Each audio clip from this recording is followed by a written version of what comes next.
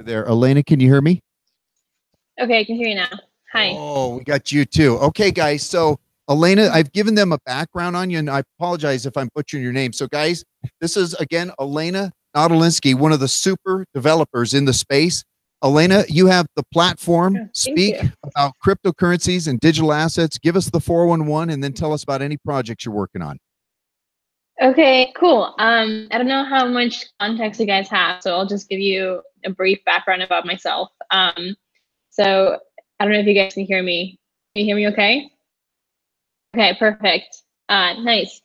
Yeah, so just a little bit about myself. I graduated with a computer science degree. I went to work at Microsoft, and then I decided to be more adventurous, and I went to Silicon Valley, and I used to work for this fintech company. This fintech company very quickly went out of business, and we got acquired by Airbnb, and that's where I was for the last year and a half.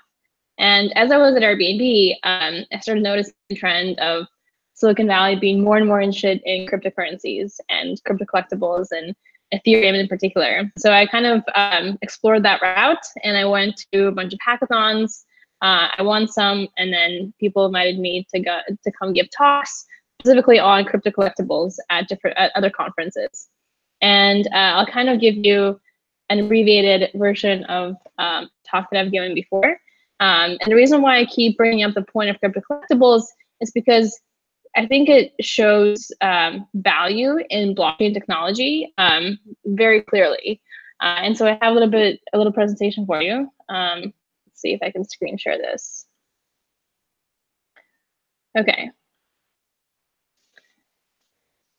Yeah, okay. Can you see my screen?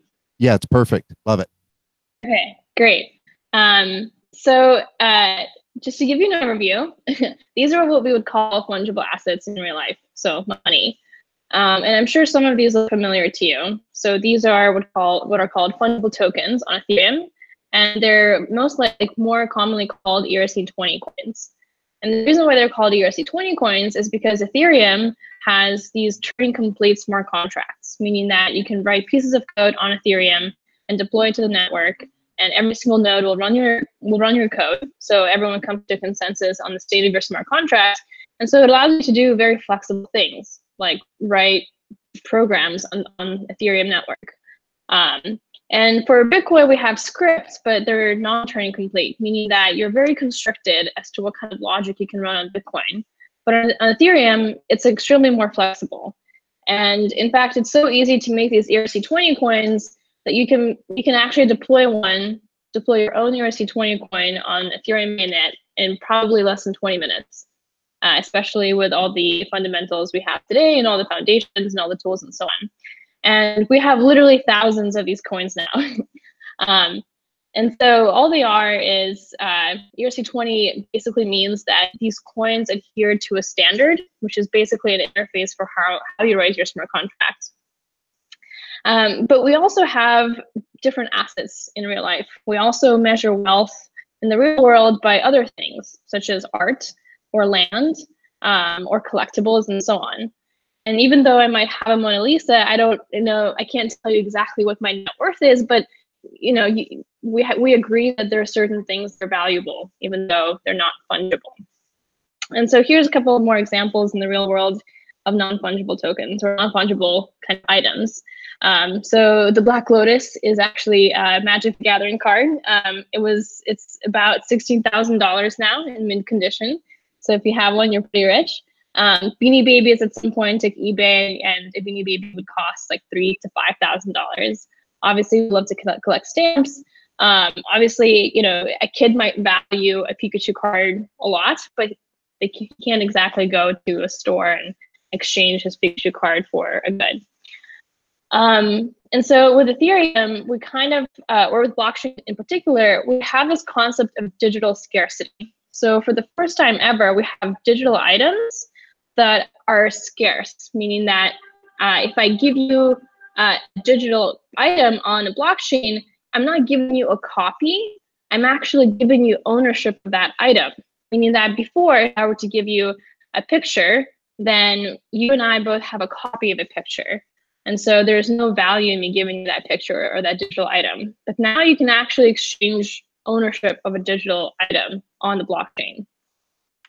And once again, ERC-721 is the standard that we use on Ethereum to implement what are called these non-fungible tokens. And when the standard was written, it was actually written for a lot of use cases in mind. It was actually written to potentially track physical property, like houses or unique artwork.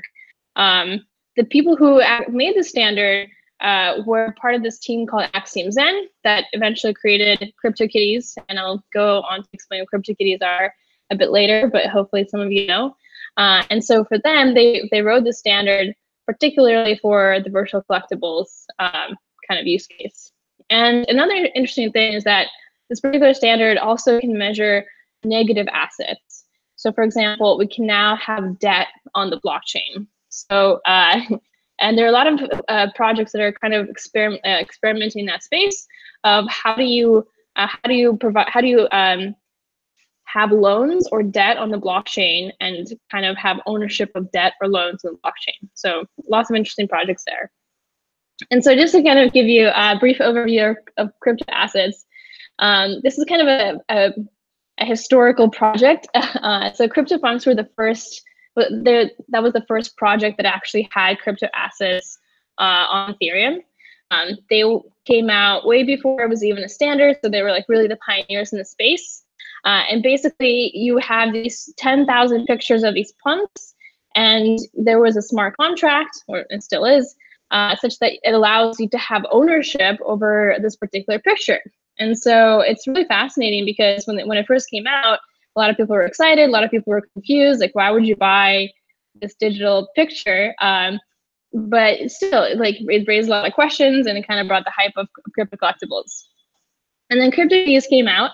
And so CryptoKitties is basically this project that allows you to buy and trade these crypto cats. And if you have a cat, you can actually breed the cat. So, and then you can put your cat up for breeding, and someone else can breed with your cat and create more cats. And it actually went extremely viral, and it went so viral that it actually congested the Ethereum network. So people were trying to do like real transfers of A to B money transfers, and they couldn't because the network was so congested with people breeding these cats. But they started a huge trend of other projects doing crypto collectibles. And so after CryptoKitties, there came a lot of copycats, no pun intended. There was an Ethereum project, so Pokemon on the Ethereum blockchain, tulips, crypto masterpieces, so you buy art, crypto celebrities, and many, many, many others. And so the reason why I always bring up these crypto collectible games is because it actually brings up a lot of questions about blockchain adoption. So there's a website called tapboard.com. It gives you an overview of Ethereum specific coins. So it gives you a graph, for example, on these ERC20 coins, so coins on top of Ethereum. And on a good day, there's the most popular coin, I guess in that particular day was 0x. It had 2,000 transactions on that particular day. And then they also had the same view for games. Now, CryptoKitties was a game at some point that peaked at 140,000 transactions per day. So in comparison to 2,000 transactions per day for regular tokens, at its peak, CryptoKitties was 140,000. And now the game is pretty much dead. So like no one really cares about these cats anymore. It went really viral very quickly and then it died out.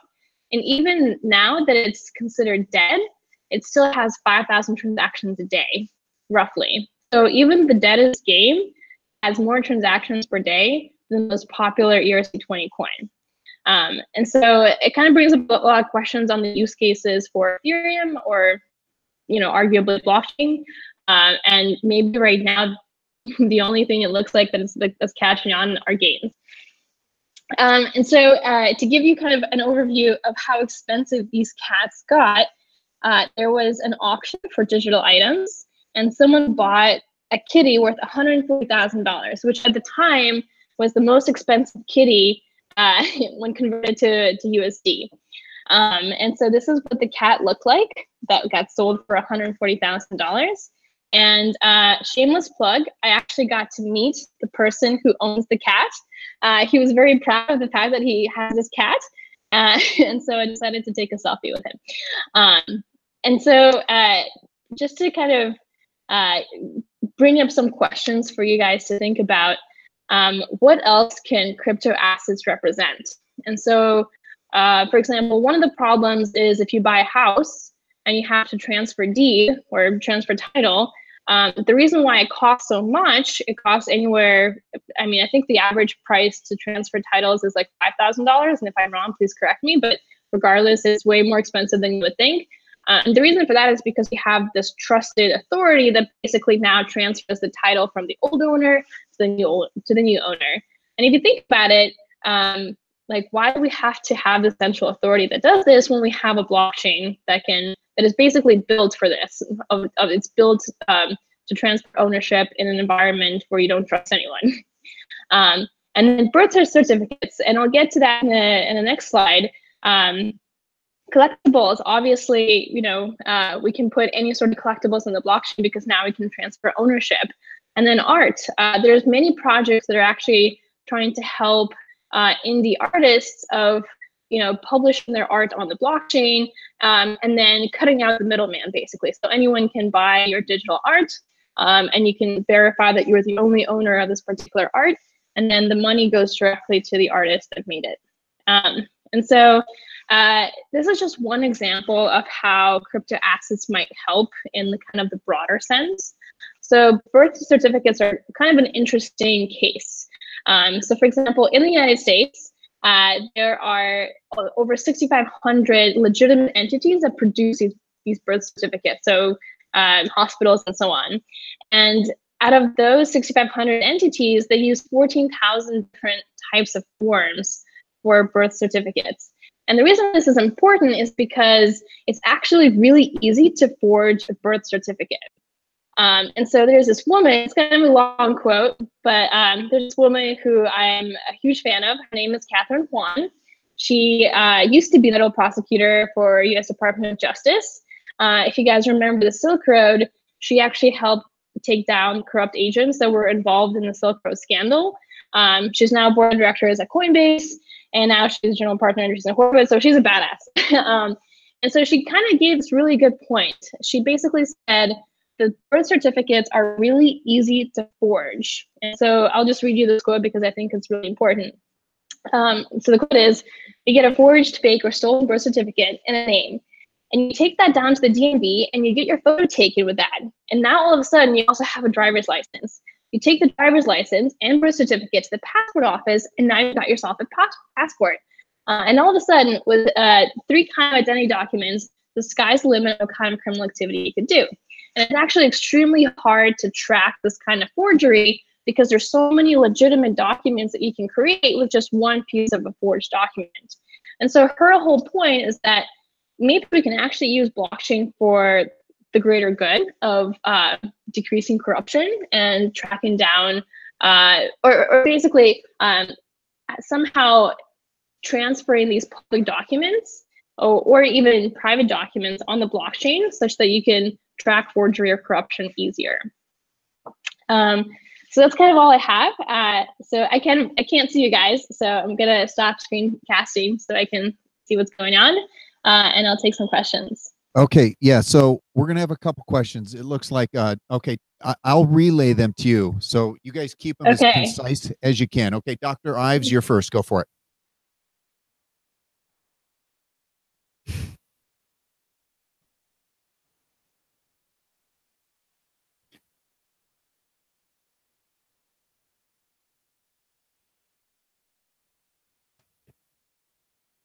Okay, all right, Tom wants to know how close we are to Viper. To Viper, the Python language for EVM, for the Ethereum virtual machine, that one? Yes. Okay. So I think that project might be dying or dead. I'm sorry. And the reason for that is because from my understanding, and this is like, I'm not sure if this is factual information, so please, you know, Google this later. There's a company called Zeppelin, and they did an audit on, I believe, Viper. And if it's not Viper, maybe it's Serpent. I don't remember which one, but there's two that were snake-like languages for Python that I don't remember.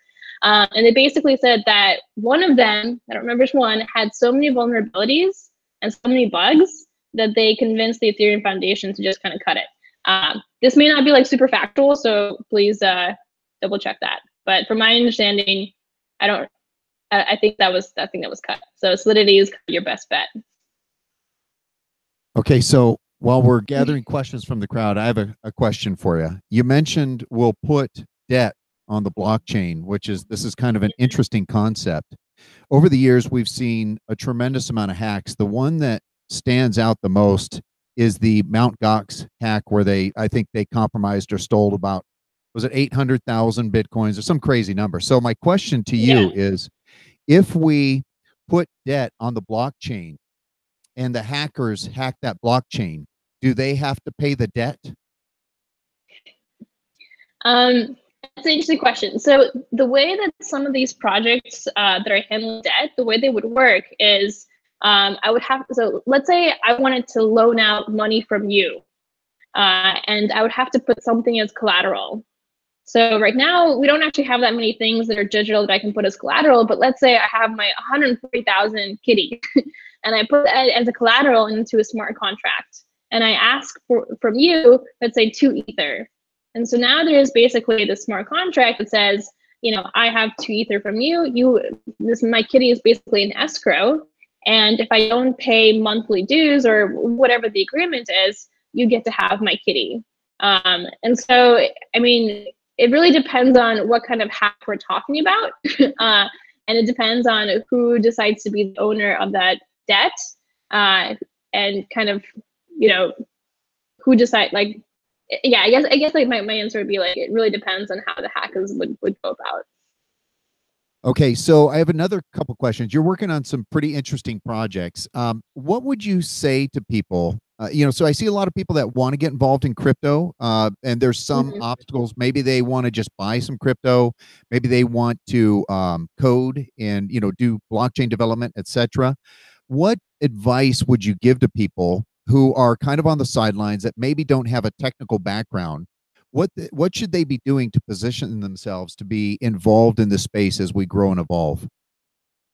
Yeah, that's an excellent question. There's a couple things you can do. First of all, there's a lot of projects that are coming into the space. And crypto right now is kind of getting a bad reputation for being a very scammy environment. And the reason why it's so scammy is because, as I was saying earlier, it's actually really easy to make your own cryptocurrency. And so there are a lot of teams that are coming out and they're saying, we're going to be like, there's a dental coin. I have no idea why you would want a dental coin, but there is. There's a bunch of these like coins that are trying to fix something that isn't broken and that doesn't need blockchain. So if you are technical, or if you want to be, then Ethereum is actually a very easy platform to get accustomed to. And writing smart contracts is actually fairly easy. There are a lot of tutorials online for understanding how Solidity works and how these contracts work. There's a website called Crypto Zombies, and it's kind of this silly way, but it actually is very good at teaching you how Solidity works. And the reason why that's important is because when you understand how easy it is to make these coins or how to bring assets onto the blockchain, then you can evaluate these new projects that are coming into the space from a very different perspective. Because now you're less impressed about the fact that they have a coin, and you're more focused on why do they need it, and what else are they bringing to the table.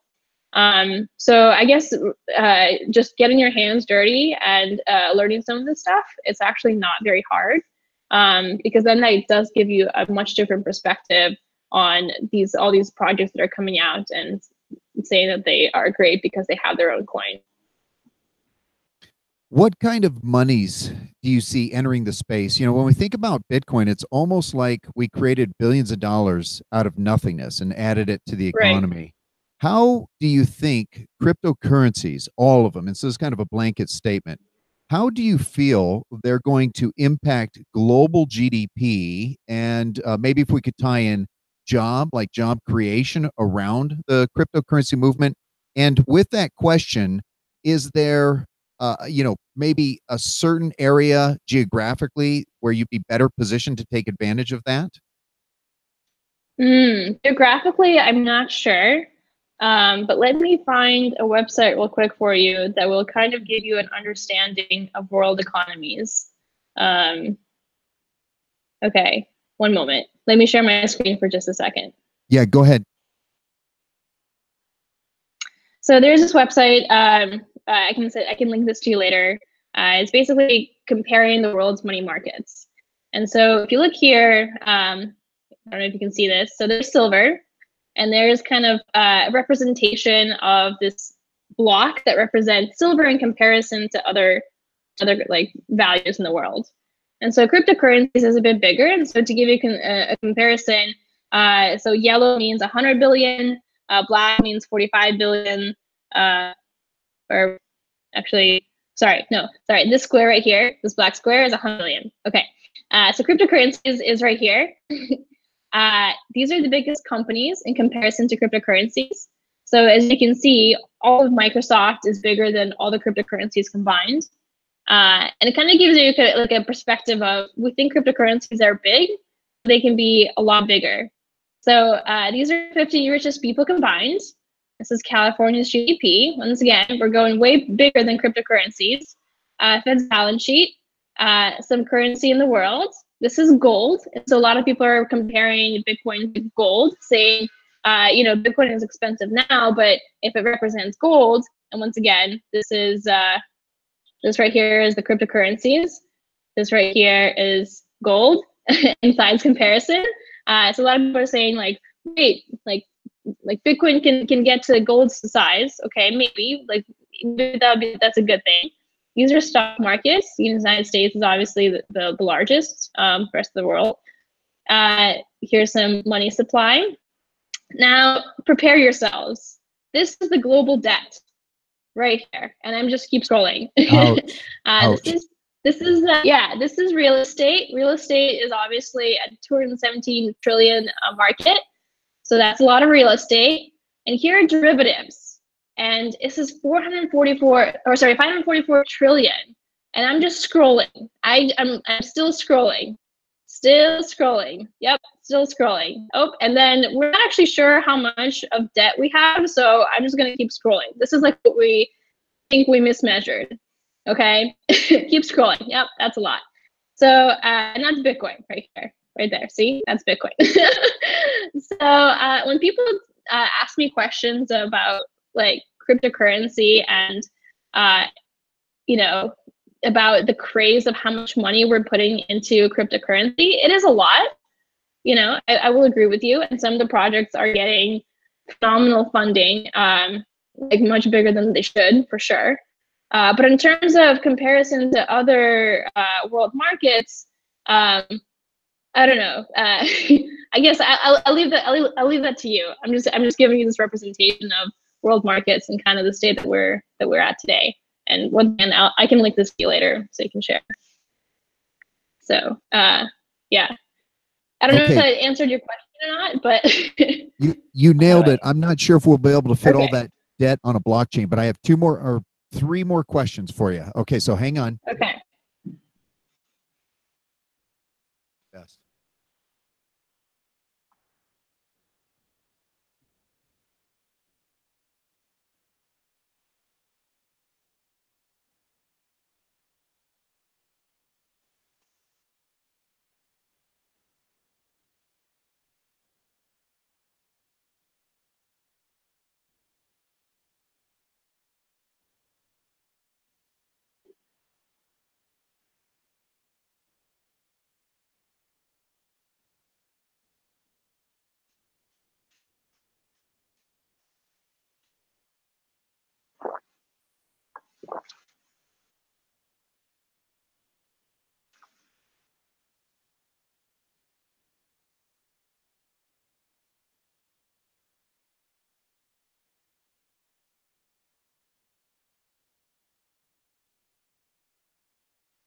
Okay, so the question revolves around kind of counterparty risk when you tie an asset to a blockchain for the loan. How do you prevent fraud as it relates to maybe possibly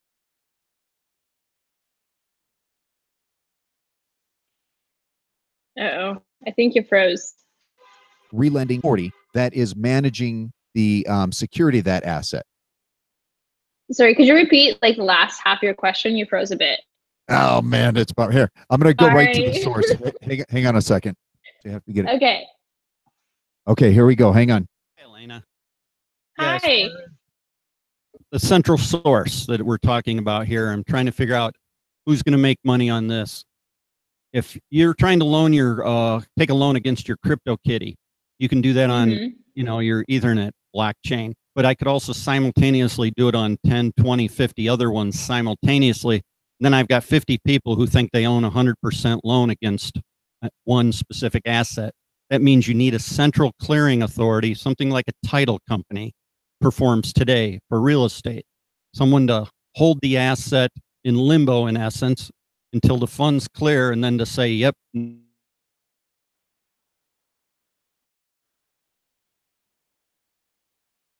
them have anybody else who thinks they own this asset. Yeah, that's a great question. So the way that this would work, so digital scarcity is an interesting concept.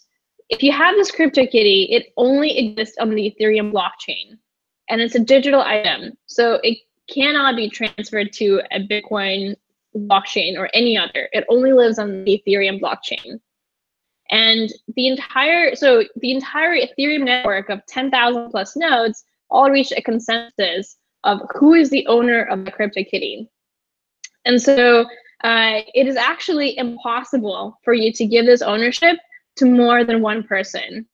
And you can put this CryptoKitty in an escrow smart contract. So now the owner of the CryptoKitty doesn't own the kitty anymore. It is actually in an escrow. So there is a smart contract on Ethereum that is now the official owner of the kitty. And the smart contract acts as an escrow, meaning that it keeps this kitty kind of, in limbo. And if the person defaults on their loan, then, as a normal kind of world situations go, then the person who has the loan would get the CryptoKitty. Okay, follow-up question. Hang on. You're talking about a crypto asset that's on a single blockchain, which tremendously limits its value in terms of having broad appeal. What about real assets like a loan on the cars or a loan of a car portfolio? I can't limit that to one specific blockchain, or I can, but I said I'm going to make these car loans available on 50 different blockchains simultaneously, take 50 different people's worth of money. That's, to me, what everybody's trying to tout about the blockchain. And how are they?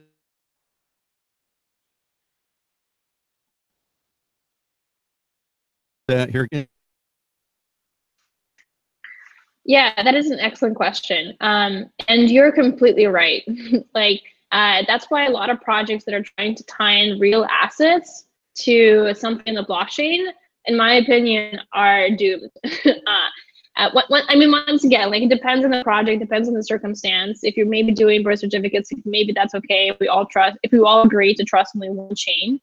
But you're completely correct in terms of if you're trying to tie in a real asset to something on the blockchain, yes, the blockchain might govern the ownership of this digital item, but there's no guarantee that there's a one-to-one mapping of a digital item to an actual asset.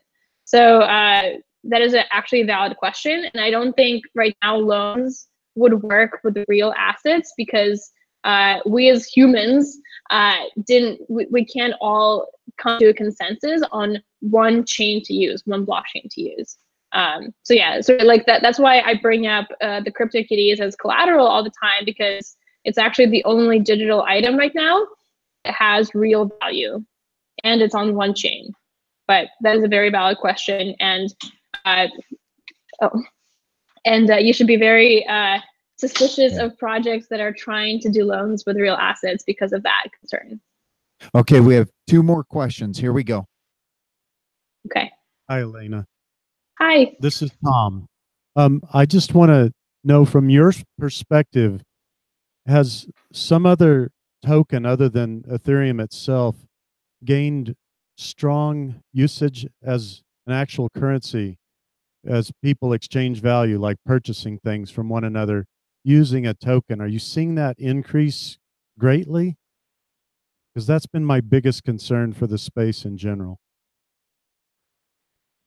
Yeah, so that was my initial concern as well. Like, we're not using these crypto assets as currency.